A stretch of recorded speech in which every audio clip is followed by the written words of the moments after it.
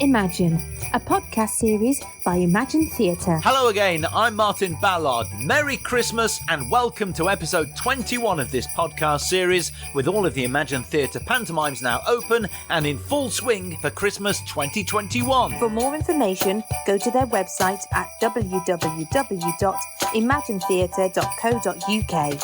Now, before we start, if you have missed any of the previous episodes with directors, choreographers and stars of Imagine Theatre shows, you can catch up with them at any time because they are still available. And don't forget to subscribe to the series so that you don't miss out in the future.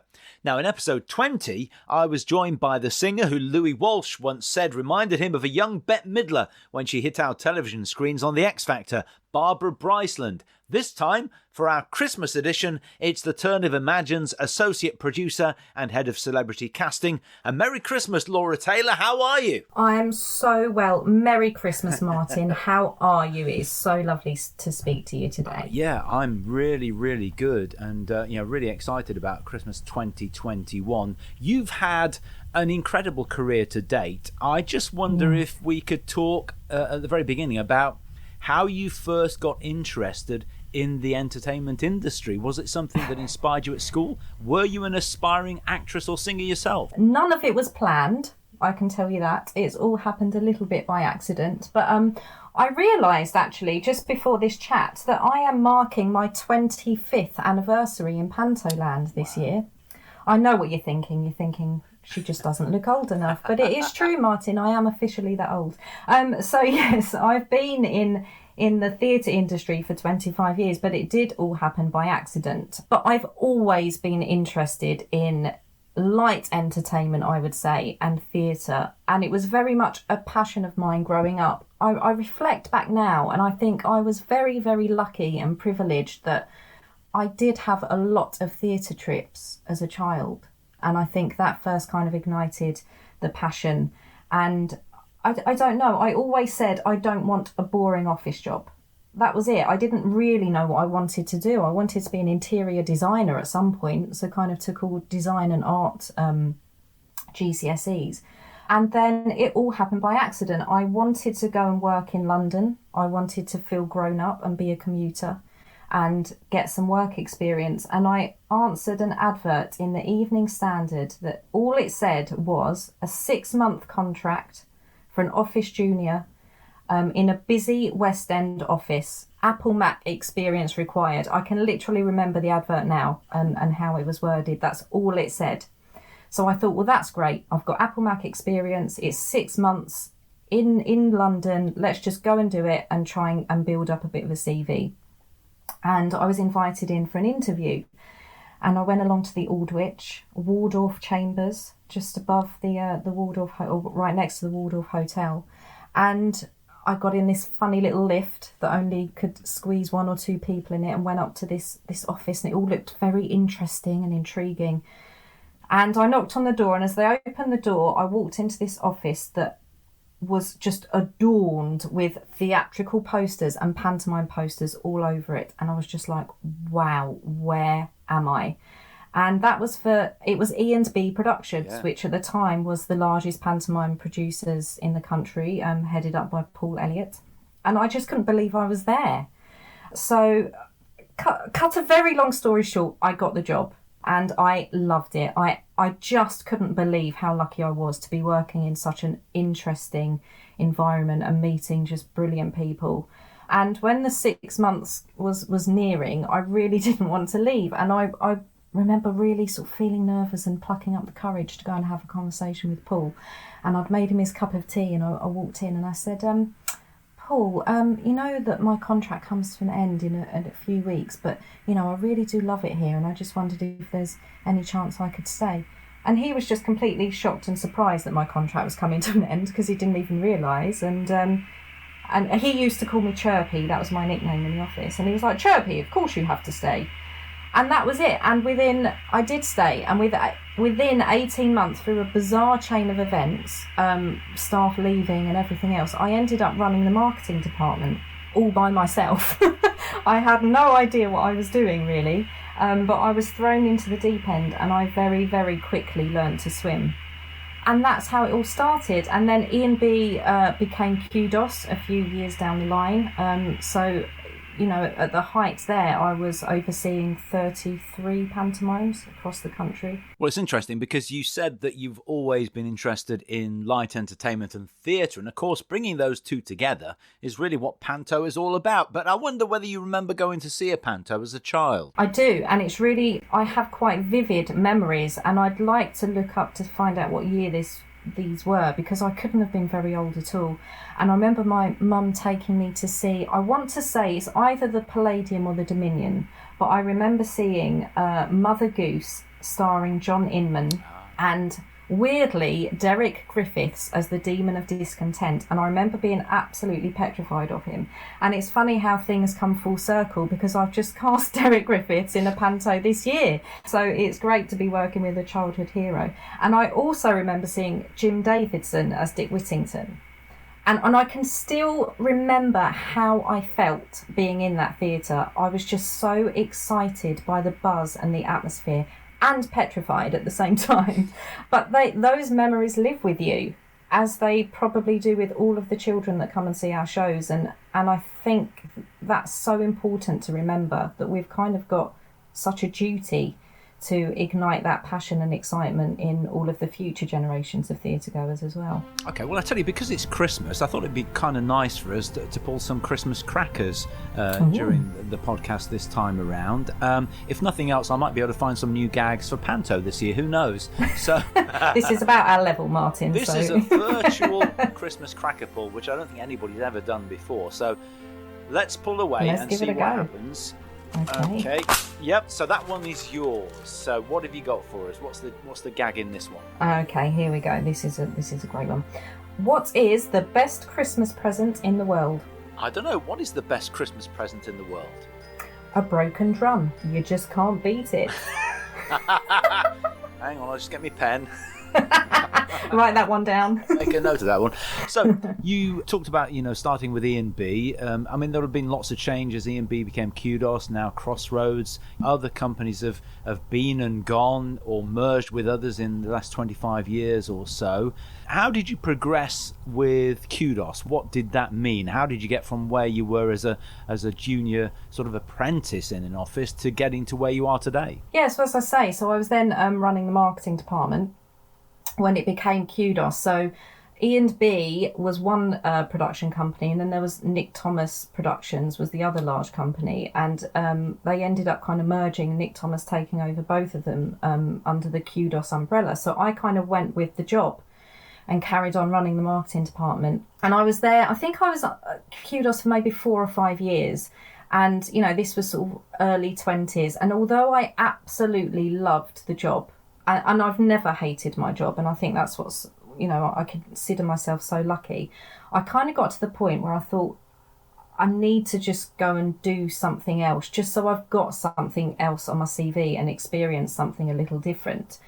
So I left Kudos and then went to, which at the time was Clear Channel, and they were one of the largest theatre owners in the country. So they had a portfolio of some of the biggest theatres in the UK. So I joined their central marketing department, which was really interesting, because although overseeing pantomime was part of my remit, I was seeing it from a venue point of view as well as just a production point of view. Mm-hmm. So I really enjoyed that. And then I really wasn't there very long when they decided to join forces with Ambassador Theatre Group to form their own kind of in-house pantomime production company, which was First Family Entertainment. So they kind of said, well, look, who within our team has got panto experience? Of course, all fingers pointed at me. And Kevin Wood had been recruited as chief executive to run the company. So they asked me to meet with Kevin, and we had a really great chat. And he said, look, you've got unrivaled experience. Do you want to come and join the company? By that point, I was missing the production side of things, so I was ready to go back into that.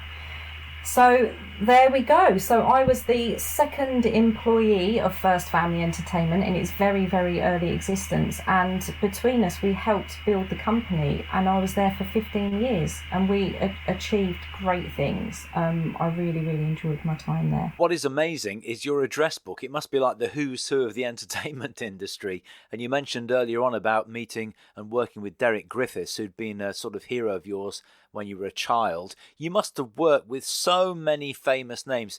Do you have to pinch yourself at times that, again, you're working with people that you really looked up to? Absolutely. I mean, more than once have I had to pinch myself. I have just had the best experiences and worked with the best people. I mean, there are so many, and it sounds like I'm bragging. I don't want to sound like I'm bragging, but I just feel so lucky to have worked with people like Barbara Windsor, Cilla Black, Bradley Walsh, David Hasselhoff, Pamela Anderson, Henry Winkler, Priscilla Presley. I mean, Dame Edna, you know, the list goes on. And to think that I worked with them all, and some people that other people won't be that impressed by, really, but because they meant a lot to me in my childhood, people like Cannon and Ball. I was such a Bobby Ball fan. When I worked with Cannon and Ball, it was like a dream come true. And Torval and Dean, you know, I got to work with them, and I remember just absolutely adoring them when, you know, I was 5 or 6. I am so lucky, and there's been, you know, I've ended up in places where I've had to sort of just have a reality check and think, how the hell did little Laura Taylor from Enfield end up here? But I have, and I'm very grateful and thankful for all the experience I've had. Well, I tell you what, I know you've probably experienced all sorts of different scenarios, issues, problems, troubleshooting projects and so on over 25 years or so in the business. But the last 12 to 18 months has been something you'll never have experienced before, with people out of work, theatres closed, financial implications and so on. It's been a really challenging time, hasn't it? In all the 25 years, you know, we thought our job was stressful before. This has been a whole new level. I don't even know where to start. All I will say is I just take my hat off to all of the producers out there, not just Steve and Sarah, who are navigating their way through such testing times. It's just been a roller coaster. You know, last year, Imagine made the right decision not to produce anything, which was bizarre. So we just spent a year kind of just postponing and managing that and navigating our way through it. And it was just awful times. And this year is, yeah, we're putting on shows and it's great, but it's still really, really challenging. Normally we're working ahead 18 months. We were only told in July of this year that theatres could open again to full audiences. So we've literally condensed, you know, over a year's worth of work into 5 months, which has been crazy to say the least. With, you know, ongoing COVID, you know, situations going on, customer confidence changing, sales patterns changing, but we've just got to keep going, and we will keep going. And surely, all I keep saying, I'm a very positive person. I always put a positive spin on things, and if we can get through this year, we'll get through anything. And I just want to say to everyone out there, whether you're in a show, backstage, producing a show, good on you, and hang on in there, and we'll do it together. Well said, absolutely. Let's pull another cracker, shall we? We don't want to lose the Christmas spirit, so... Okay. Oh, this is mine this time. Go on then. Okay, Laura, what kind of motorbike does Santa ride? I have no idea. What kind of motorbike does Santa ride? A Holly Davidson.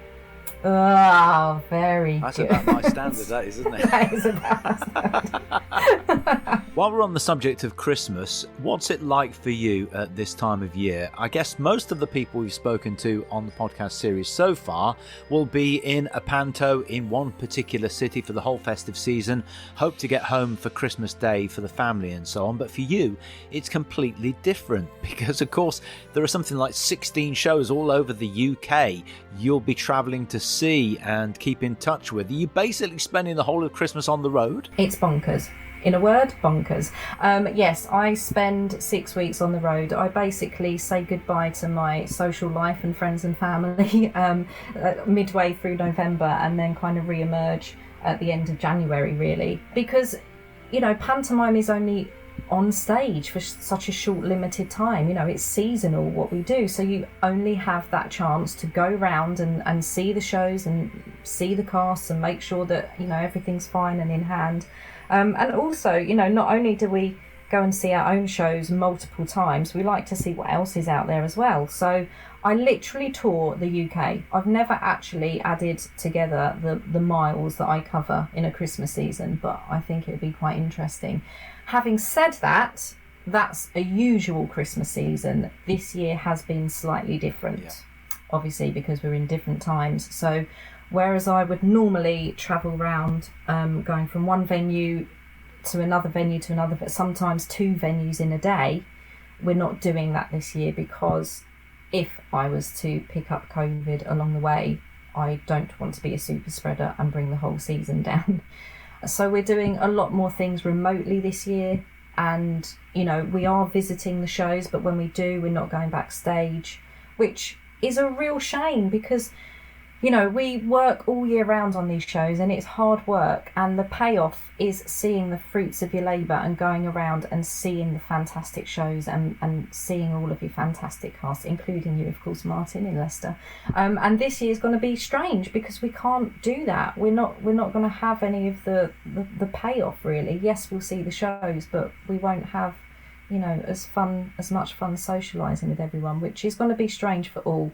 That has to be done, and as I say, at the end of the day, we have to make sure that our cast, crew are safe and healthy and the shows carry on, and that has to be our priority. So one of the few positives from COVID-19 last year, and possibly one of the positives from Christmas this year, with it being so strange, is that you and your family get to see more of each other.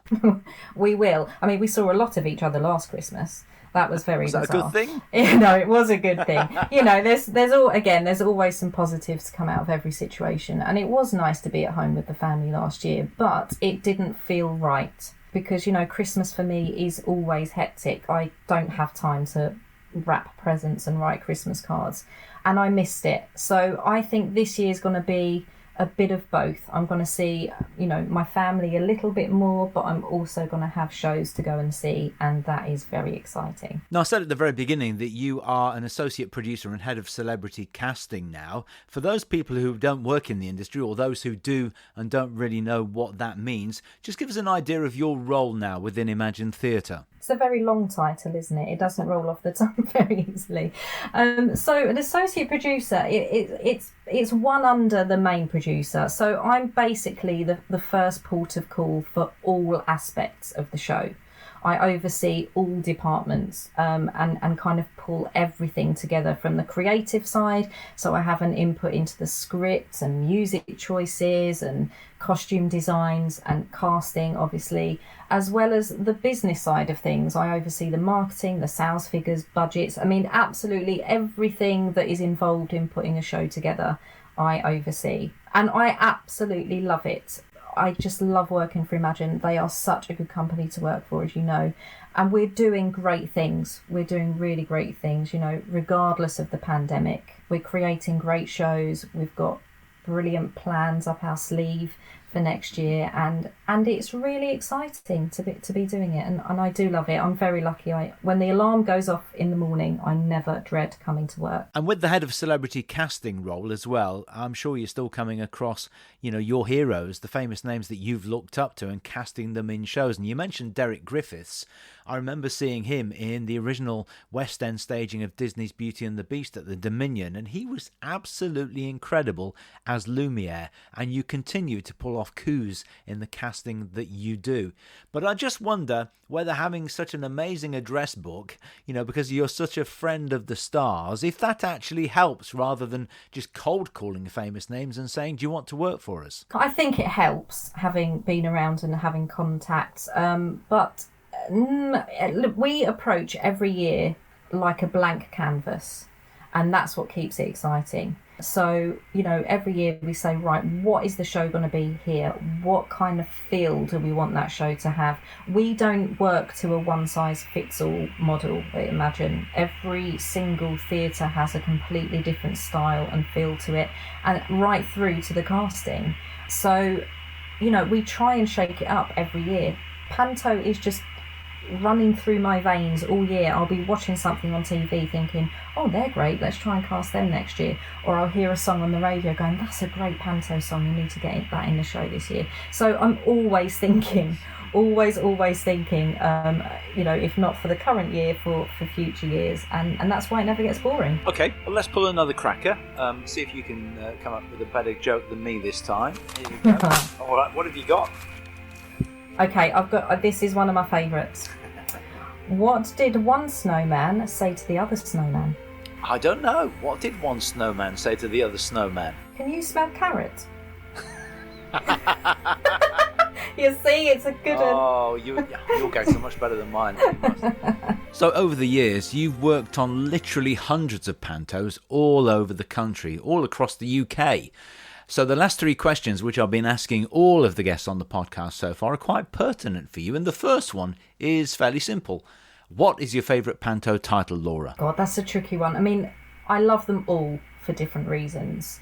If I was forced to choose, I think it has to be Cinderella. Because it doesn't matter how many productions I see, and obviously I see multiple year on year, I still get goosebumps at that end of Act 1 transformation scene, as I do in lots of others, but Cinderella, I think, for me is the most special, purely for that reason. And do you have any idea how many times you've seen it or worked on it? I have no idea. I don't even know how many shows I've worked on. It's over 300. And that's amazing to consider, isn't it? To even think about maybe the number of Cinderellas that you've worked with, or Ugly Sisters, or even Widow Twankies, or Wishy Washies, whoever. I mean, that's quite scary, isn't it? And that's the thing. And all the transformation scenes are different, and they're all as magical for different reasons. So I've seen transformation scenes using real ponies. I've seen transformation scenes where they use a Pegasus that flies over the audience. Right up to our current production of Cinderella, which we're doing with animation and LED screens, and the transformation scene is all done on animation, and every single time it gets me. And that's the magic of panto, isn't it? It certainly is. And again, with over 300 shows under your belt, there must have been a number of times when things didn't go to plan. So can you remember any stories, Laura, about when it wasn't all right on the night? Oh, goodness. Look, there's been many, many, many times, because another big part of my job is troubleshooting. So too many to mention. There is one. It's not about performance as such. It's a press launch story, and this has scarred me. So this is going back. This is going back many, many, many, many years, and I'm not going to mention any names here. But we were organising the press launch for the Southampton Mayflower panto. So obviously big panto, and the star casting, the star name had a reputation for being a little bit temperamental, shall we say. So this day had to go without a hitch. It was just too important because, we just didn't want anything going wrong. So I was making sure the I's were dotted, the T's were crossed. I was doing everything in my power to make sure it went smoothly. I'd got the costumes and the props delivered to the theatre a couple of days before. Phoned the theatre and said, have the boxes arrived? Yep, there's 4 boxes. Yep, 4 boxes have arrived. We've put them in the dressing room. I was like, great, I'm going to travel down the night before because I'm not chancing any transport mishaps on the morning. So fine. So I travel down to Southampton the night before. I get up really, really early, go along to the theatre, go into the dressing room. There are 4 boxes. I open the first 3 boxes of costumes. But the 4th box, when I opened it, didn't have panto costumes in it. It had packets of plant seeds. And literally the colour drained from my face. It wasn't Jack and the Beanstalk then? It wasn't. That would have been more applicable. No, unfortunately it wasn't. And guess whose costume was in the missing box? The star now, name. come on. That's, the planets were not aligned for me that day. And of course, I'm phoning the courier company, and it was just a mishap. They had delivered 4 boxes, but one of our boxes was on its way to a garden centre in Malvern, and we had the garden centre's box of plant seeds. So, yeah, it didn't go very well that day. best laid plans. That's when you all have to that. think on your feet, and I'm sure you sorted it out, didn't you? We did. Listen, the press launch happened. We got the coverage. It was fine. You know, few tantrums and everything else, but we always find a solution. The show always goes on. It's just how you get there. It's always the solutions, not the problems, is what I say. Now, again, at the very beginning, you said you'd always had this interest in light entertainment and theatre, and that's really, as we've said before, what panto is, isn't it? That mix of theatre and light entertainment. So, from your point of view, Laura, for all these years working in the business and from when you first noticed panto as a child, what makes panto so special for you? I mean, obviously it's my life. I've just explained how long I've been doing it and how, it affects my everyday. But it is, forget my personal situation. Pantomime is so important, and I get really, really angry when there is snobbery surrounding pantomime, because it is the lifeblood of our industry. You speak to any regional theatre, their Christmas show is absolutely the anchor of their year. And it is a time of the year where the biggest audiences come through the doors of a theatre. And we don't realise the magic of it, especially in today's digital world where, children have their faces and noses stuck in iPads and PlayStations and whatever else. Pantomime is one of the few things that you can still go out and enjoy as a family, where everyone from grandparents, parents, right down to the youngest children can all have a great time together, living the moment, seeing something live in front of their faces and sharing that experience with the rest of the audience. And pantomime, more than anything else, is extra special because no two shows are the same. You know yourself, during a panto run, a Saturday evening show is going to be completely different to the midweek matinee on a Wednesday, and every audience is different. So it never gets boring. It keeps that magic alive, and it's normally the first time a child will step inside a theatre. It certainly was for me, and as I mentioned earlier, I still remember that. And it creates, hopefully, future generations of theatre goers. And actually, if I'm completely honest with you, it's just an escape. By God, do we need that more this year than ever before? It's where adults can just leave their problems at the door of the theatre and come in and just be a kid again for 2 hours and scream and shout and sing and laugh and, just have a great time. And we all missed it last year, and it's, I'm talking to everyone that's listening. If you haven't booked tickets for Panto this year and you're not in one, go and book tickets and take the family, because don't take it for granted. It's a very magical thing. It's worth saying as well, Laura, I mean, family is a key word in terms of the entertainment itself, but also in terms of the panto community, because there are lots of different companies and you've worked for 2 or 3 of them that you've mentioned there, but there is a real family within panto, within the industry, working with people that you may not see for a few years and then work with them again. I know you're working with Eric Potts again now, for instance, Yeah. and several people that you've cast over the years. There is a real feeling of family and community in the panto industry, isn't there? There is, and it's a very niche thing that we do. And as you say, there is a community, and I've made lifelong friends from this job, in all aspects: performers, marketing people, venue people. And we all have, it's like an understanding when you're involved in pantomime in whatever department, whether you're a performer or backstage or production side, how difficult it is and how grueling the schedule is. But it's also so much fun. And, we throw all of these casts together at a special time of year, and each little cast becomes its own family as well. And we're kind of the outer family. We're like the auntie that just pops along to say hello to everyone for a day and then pops off again.